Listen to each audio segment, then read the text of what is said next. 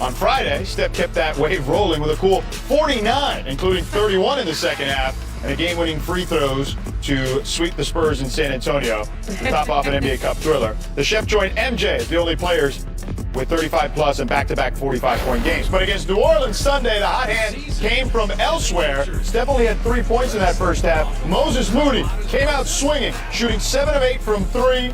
Moody joins Klay Thompson and Steph Curry as the only Warrior players to make 7+ threes in a single quarter. And I don't know if the Warriors have had a better soldier over the years than him. He just never complains. All right, now another story for Draymond. Herb Jones drives the lane. Draymond gets the foul here.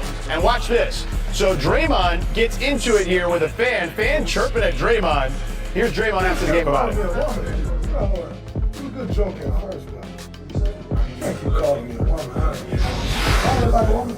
Do I look like a woman? She's a very good rebound. Yeah, for sure. But Lisa Leslie was a good rebound too. She older than me.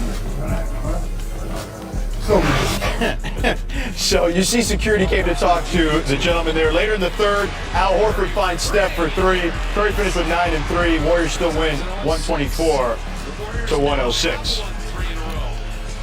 All right, after a tough 24-point loss to OKC, this team, they took their next 3 games pretty seriously here. So, Mark, what's your takeaway from this stretch from the Warriors?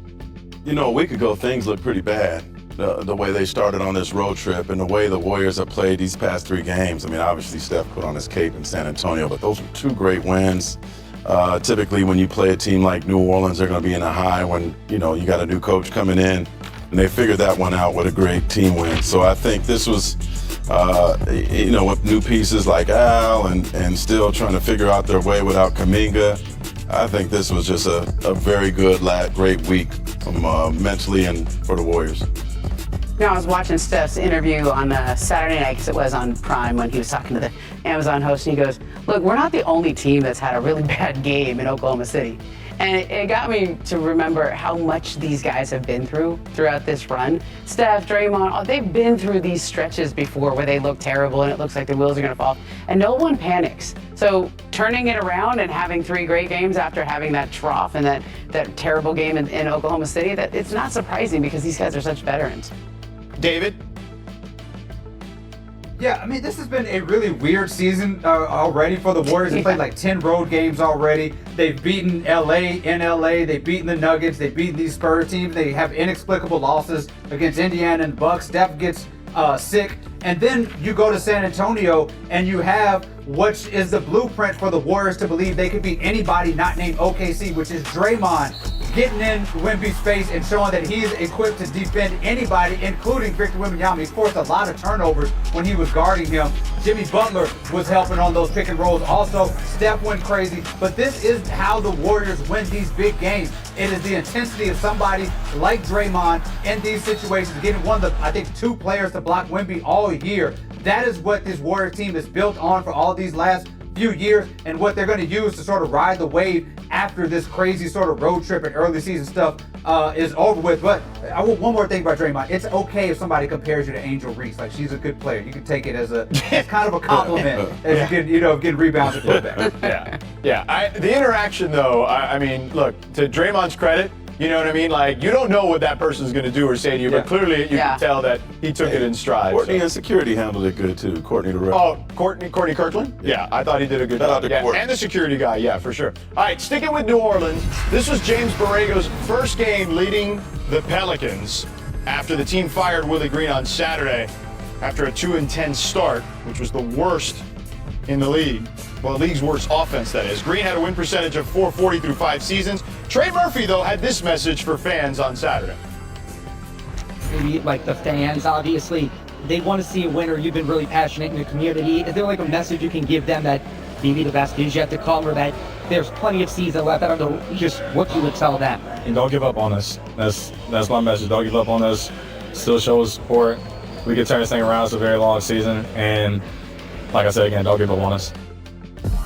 The Pelicans are heading into a new direction with the dismissal of Willie Green. But this next stretch for interim coach James Borrego, it's pretty tough. Oh, look at this. Started with the Warriors, obviously, and followed up by the Thunder and Nuggets before back-to-back games against the Mavs and Hawks. So this team has a roster that's been riddled with injuries and, for 3 straight seasons, really, if you think about it. And no first-round pick this year, so the urgency's cranking up fast here. What do they do here, Mark? Pray that Zion and DeJounte come back as soon as possible. I talked to Joe Dumars, and it certainly was a tough thing to do. He's known, Willie since he was a teenager. And he gave him patience, and then I think ultimately he wants the Pelicans to play tough basketball on both ends of the floor. That wasn't happening. And he brought in James Borrego, who's, a veteran in his own right as a coach, and he's pushing him to get that out of the Pelicans right now. I mean, you just have to. You cannot have the worst record in the league. You can't give that first-round pick to Atlanta and have it be a top 5 pick. It's a disaster. And to me, I think you got to look and do whatever you can. Look, maybe you go try to upgrade the team. They have good pieces. DeJounte Murray's good. Zion Williamson, when he comes back, is healthy. And when he's healthy, he's good. Like, you got to almost look at what the Clippers have done the last few years, where they just had to give all their picks to Oklahoma City because of that Paul George trade a few years ago. You cannot just keep losing. You can't.